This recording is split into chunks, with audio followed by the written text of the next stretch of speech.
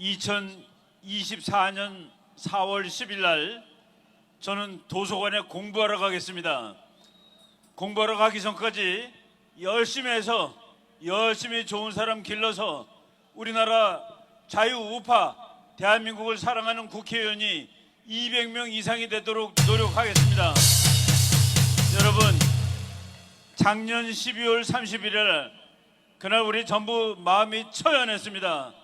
하나님, 내년에는 이 나라를 자유민주주의 국가로 바꿔주세요 하고 우리 기도드렸습니다. 금년 3월 5일 바로 여기입니다. 대통령 선거를 마지막으로 3일밖에 놔두지 않은 토요일 날 저희들 전부 모여서 제발 하나님 우리 좀 도와주세요. 이 나라 좀 바꿔주세요. 예, 드디어 이 나라가 바뀌었습니다. 우리 대통령께서 정말로 상식적인 그런 말을 최근에 했습니다. 전쟁을 잘할 수 있는 나라는 평화를 유지할 수 있다. 열심히 전쟁을 준비해서 평화를 유지하겠다. 이거는 너무나도 상식적이고 국제정치학 수천 년 역사에서 증명되고 또 증명된 그런 망고의 진리입니다. 그래서 어느 나라든지 그 사람이 여자든 늙은이든 군대 갔다 온 사람이든 아니든 모두 대통령을 총사령관으로 임명을 하는 것입니다. 우리나라에 그동안 총사령관 같은 총사령관이 수십 년 동안 없었습니다. 오래간만에 다시 총사령관 같은 대통령이 나와서 북한이 까불면 가만두지 않겠다고 얘기했는데 야당 당수란 자가 그런 말을 보고 폐륜이라고 그랬답니다. 폐륜. 정신 나간 사람입니다. 자기가 폐륜이면서 대통령이 전쟁을 못하는 것이 폐륜이지, 대통령이 전쟁을 할 준비를 함으로써 이 나라의 평화를 지키겠다는데 그걸 어떻게 폐륜이라고 말할 수가 있는 것입니까? 여러분, 이제 대한민국 앞으로 이제 강한 나라가 될 겁니다. 북한 따위랑 상대하지 않습니다. 우리는 세계적인 강대국이 될 것입니다.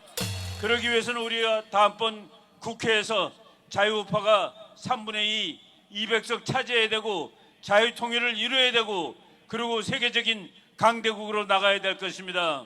여러분, 지난 한 해 정말 고생 많이 하셨습니다.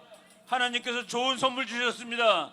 우리 내년에도 더욱 열심히 일해서 이제 곧 복음통일 예수한국을 만드는 그런 준비를 열심히 하십시다. 여러분 감사합니다. 새해 복 많이 받으십시오.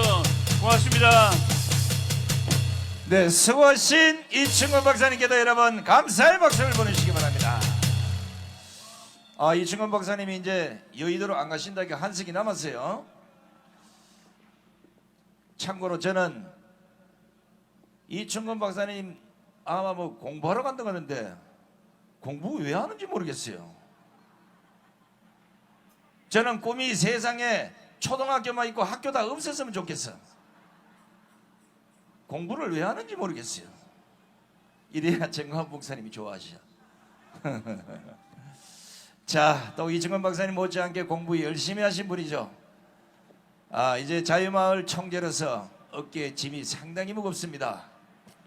적어도 3,500만 국민을 이끌고 갈 대한민국의 지도자가 되어야 될 막중한 의무를 지금 조금도 손색이 없이 수행하고 계시는 우리 자유마을 총재 이천 교수님 모시겠습니다.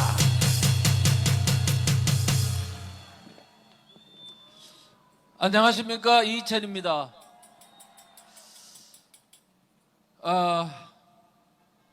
어제는 김천에 갔다 왔습니다. 발대식으로 갔다 왔는데요, 어떤 80대 중반의 할아버지 목사님이 올라오시더니 이런 말씀을 하시더라고요. 자기가 8살 때 6.25 전쟁을 겪었는데 그때 마을에서 이 마을 좌익 세력들이 자기가 가장 좋아하는 선생님을 배를 갈라가지고 창자를 소나무에다 걸었답니다. 그거를 어린 나이에 봤답니다. 우리가 그걸 보면서 그분은 지금 80대 중반의 나이에도 공산주의는 안 된다는 그런 철저한 의식을 갖고 있으시더라고요. 지금 그분이 왜 이 연세가 드신데도 불구하고 자유마을에 나오셨냐고 물으니까 그때 그 공산주의 마을에서 일어난 그 사건들을 지금 우리 마을에서 다시 일어나서는 안 되겠다는 그러한 신념 때문에 나오셨다는 겁니다. 자, 그러면 도대체 좌파 세력, 공산사회주의 세력들은 왜 그렇게 잔인한 짓을 할까 궁금하시죠? 사람이 나빠서 그런가? 아니면 뭐 때문에 그런가? 사상 때문입니다. 김남주라는 시인이요, 그 79년도의 난민전 사건 때문에 구속됐던 그런 사람입니다. 10년 동안 구속됐다가 나와가지고 이제 죽었는데요. 그 사람이 교도소 있을 때 애인한테 편지를 썼고 그걸 책으로 만들어냈습니다. 그 책 안에 보면 이런 내용이 있습니다. 나는 부자들을 증오하고 저주하고 권려주고 눕혀 시궁창에 수십하게 넣기 위해 존재한다라고 말했습니다. 그러면서 부자들이 만약에 뱀이라면 거대한 식칼을 가지고 나서 천토막 만토막으로 동강내버려야 합니다. 이 부자들이 거대한 짐승이라면 우리 모두 낫을 들고 나와 천갈래 만갈래로 갈기갈기 찢어놔야 합니다. 그러면서 이 적은 수의 반동의 피는 필수 불가하게 다르다고 말했습니다. 그런데 그 사람이 서대문 형무소에 있을 때요, 김정익이라는 사람한테 공산주의 이론을 가르쳤답니다. 그런데 그 김정익이라는 사람이 나중에 교도소에서 나와가지고 전향을 했는데요, 그리고 나서 책을 썼습니다. 책 이름은 어느 좌익 사상법의 고백, 수임번호 3179라는 책입니다. 그 안에 보니까 내가 교도소 있을 때 김남주한테서 공산주의 이론을 배웠다. 그때 김남주는 내게 이런 말을 했다. 어떤 말이냐? 김남주가요, 저 전라남도 사람입니다. 대한민국 사람이라고요. 그런데 뭐라고 했냐? 남조선이라고 불러요. 이렇게 썼습니다. 남조선에서 민중혁명이 일어나면 최우선적으로 해야 될 일은 민족 반동 세력을 철저히 죽여 없애는 것이다. 적어도 200만 명 정도는 될 것이다. 이렇게 말을 했어요. 그 사람의 머릿속에 있는, 대한민국에 있는 부자들이라든가 대한민국을 수호하는 세력들은 죽여 없애야 될 대상으로 철저히 각인되어 있다는 겁니다.